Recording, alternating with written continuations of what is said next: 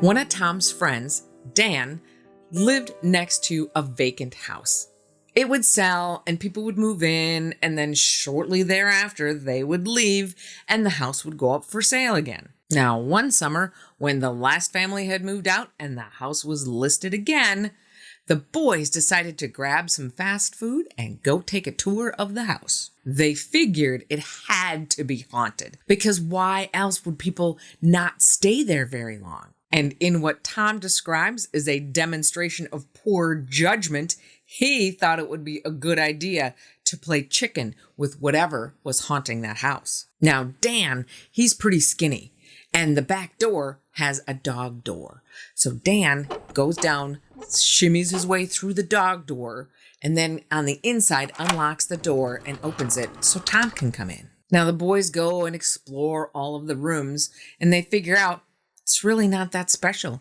It's just a 50s bungalow with built-ins and nice woodwork, and it actually looks a lot like Dan's house. And after they decide that the house really isn't creepy at all, they sit down on the dining room floor across from a little horseshoe nook that has a table and a little bench seat. And at this point, it's starting to get dark outside, but the house doesn't have any curtains, so they still have enough light coming in. They've been there maybe 25 minutes, and after they eat their food, they decide to just sit for a little bit and let those burgers and fries digest for a while. Now, Tom is telling Dan about this new game that he bought, when mid-sentence, out of nowhere, his vision goes black and he feels this eerie coldness wash over his body.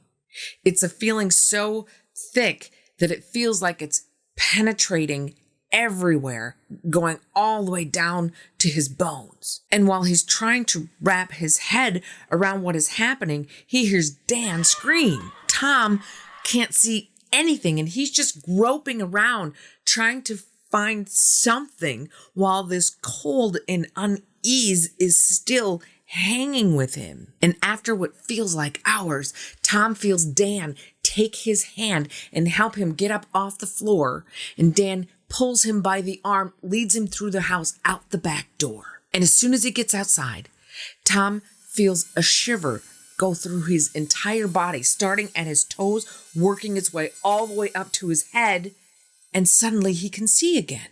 So there's both the boys standing there in the backyard. Dan is as white as a sheet and just terrified. And Tom just kind of feels a little bit off and kind of gross, for lack of a better term, and still a little bit in shock. And he tells Dan he couldn't see anything until he got back outside. It was this utter darkness that enveloped him. And Dan is just standing there staring at him. So Tom finally asks him, "Why did you scream?" Dan just gives him a big hug and says, "I pulled you out of the house as soon as you said you went blind, because a little girl who was completely black but still see-through crawled out from underneath that table and sat on you."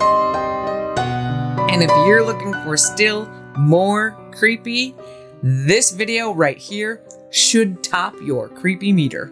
We'll see you again on the In-Between.